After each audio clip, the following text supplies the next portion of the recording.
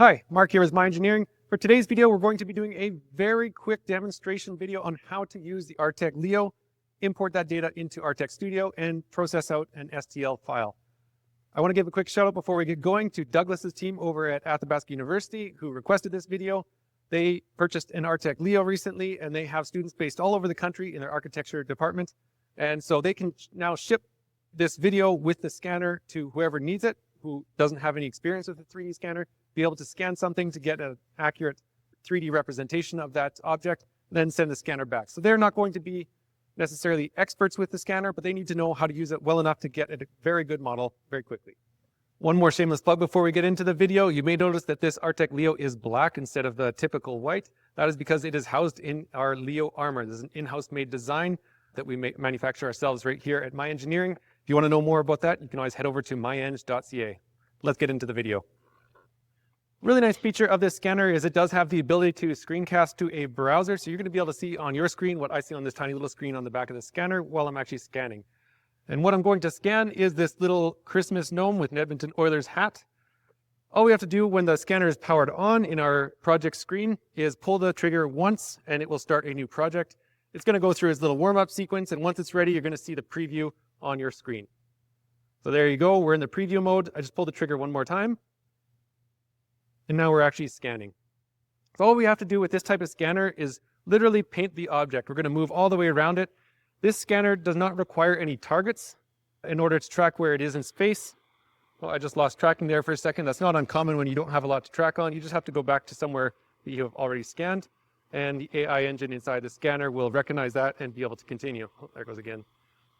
It's a little bit tricky sometimes when you have a small object with not a lot of geometry, or it's kind of reflective like this one is. It's a very shiny finish. But now that we scan the whole thing, we'll just pull the trigger one more time to complete our scan, and it is now done. So as I was saying, this scanner uses both geometry and color texture to track where it is. So if you have something that's very geometry rich, it will actually track quite well. But if you have something that's like a car hood where there's not much geometry, but it has a lot of different color pattern to it, maybe a better example would be like a wooden table. Very flat top, but the wood grain is very unique and non-repetitive, so it will track actually quite well on that wood table, despite having no geometry to track on. So you have both color and you have geometry. If you have neither of those very good, you may have to give it some extra aids. You can use like crumpled paper beside the object you're scanning, or do squiggly lines, something like that. So it just has something unique that it can use to track, since it's not using any kind of a target reference. Now we can review our little piece here. You operate this very much like a phone screen. Look around it, make sure you got very good coverage. Doesn't look like I'm really missing much. You'll see the red areas, so underneath where you may have to scan up, is a little bit missing, but for the purpose of this video, we're going to ignore that. It's not too important. Before we move on to the export from the scanner, where we import it into Artec Studio, just a couple of things that we need to note before we actually move on. There's three different surfaces that are very difficult to scan for any light-based scanner.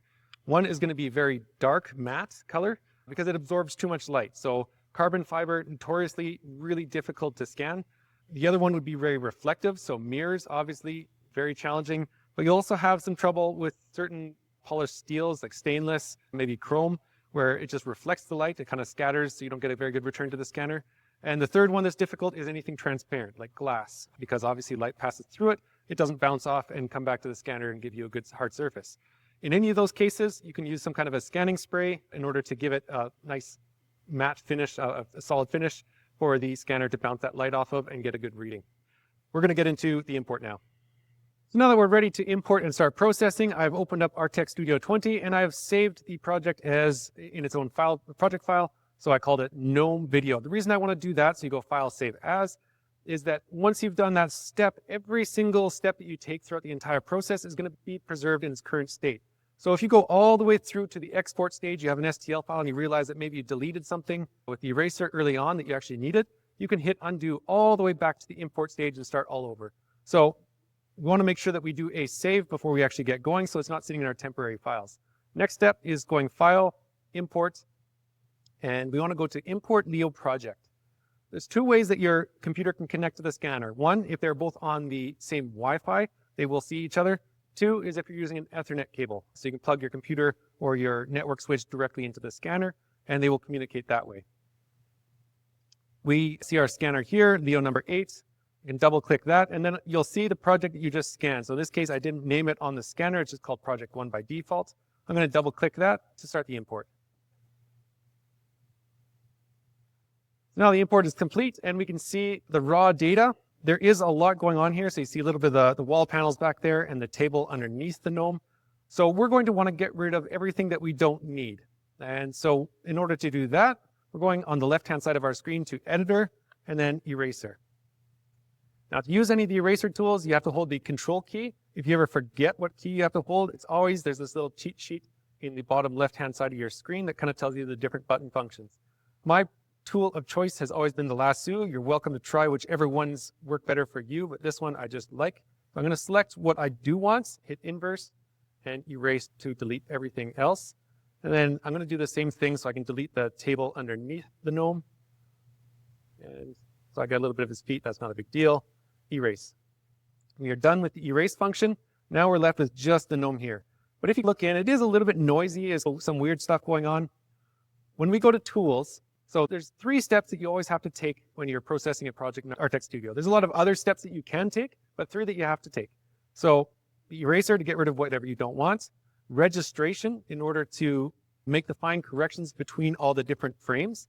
So that'll just put them in the right spot so that it cleans it up a little bit. And then fusion is what actually creates the model. So registration, I'm going to stay with the default. They're actually very good with this with Artec Studio and works most of the time very well. So we're not going to play with that at all. I'm just going to hit play. Now you can see how it just made it a lot more crisp. So the raw data, even though it's still raw, actually looks close to a reasonable model. Next step we have to take is fusion. So for this one, instead of just hitting play, I'm actually going to open up the little settings one here, or settings button. And so it will recommend Sharp Fusion for the Leo project with Artec Studio 20, and that's fantastic. It works very well. But what you do have to set here is the resolution you want the model to be created in. So by default, it's showing me the 0.5 of a mil, which will probably be very good for an object this size. It will keep the geometry more or less intact while not having too much polygons, because the smaller the resolution that you go, the file size is going to get exponentially larger. But if you make it too coarse, if I put this at maybe 2 millimeter, his nose is going to be flattened right out because the polygons are too big. It just averages all the areas around it. You're not going to see a lot of that detail. So if you're meshing something very large like a car, you can go like 2-4 millimeter or something like that. So you have big open areas. You don't need high resolution. Something small and intricate like this. Let's try this one and see how it looks. You hit run. And our model is complete. And this actually looks very good. I'm happy with this. So I'm just going to leave it here.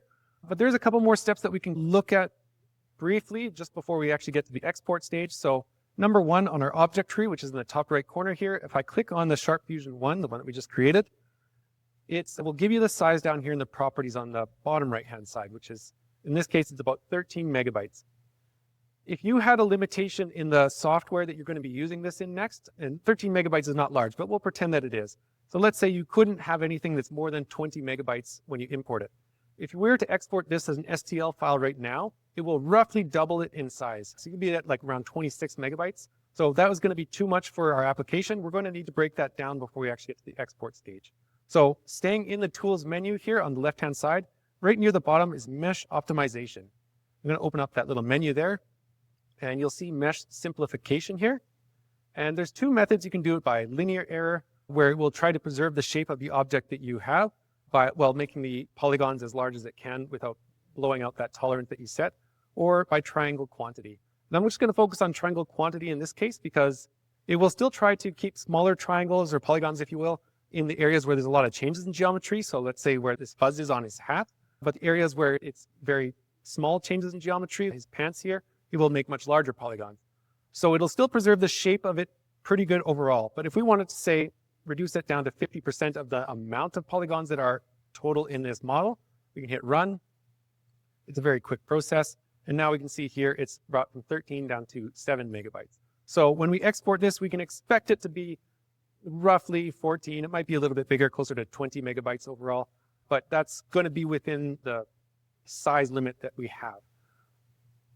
So if all we need is an STL file, we don't need any color data with this model, we can go right click on our Sharp Fusion export meshes, and then we just have to name it, let's say GNOME, and file export format is STL, And here you can see file size estimate is about 17 megabytes. We are good to go. We can hit OK, and that's gone. However, in some cases, because this type of scanner is essentially just taking a bunch of 3D photographs, it is capturing the color of that object. And in some cases, you're going to need that color. So we can close off this mesh simplification. On the very left-hand side of our screen, there's a tab called texture. And texture, when you're dealing with 3D scanning, is talking about color. So this is going to apply the color back onto this model. So our source file is the scans that we just took. And I'm going to leave a lot of the defaults here. The output size, that's usually pretty good, that 4,000 by 4,000. Let's hit apply. This does actually go pretty quick. Artec Studio 20 has made this actually a very quick process, and it does actually a very good job of preserving the colors very nice, although you can adjust them slightly when you get the preview. Here we go. So it is a little bit brighter looking than you might typically see. You can see here the reflection of the flash bulb on his hat, because his hat is actually quite shiny. If you needed to adjust the brightness down a little bit, you can go ahead and do that. But overall, I'd say this looks very good. We can hit done. So that is our new model. It is for all intents and purposes, a little digital twin of this guy right here. It looks very good. The only thing that we have to keep in mind if we're going to export this into a usable format is we now have to export it either as an OBJ file or a PLY file, because STL files do not have the ability to export the color texture along with the model. And so that is the super basic version of how to use the Artec Leo. So we are going scanning, we are exporting it into Artec Studio, and kicking out an STL file or a colorized OBJ or PLY file. If you guys have any questions, you can always reach out to us, support@myeng.ca, or you can always leave a comment in the comment section below. And as always, if there's any other videos that you would like to see, you can always reach out to us the same way. We're always happy to hear from you guys. Don't forget to like and subscribe so you can see more of these videos, and we will see you in the next one.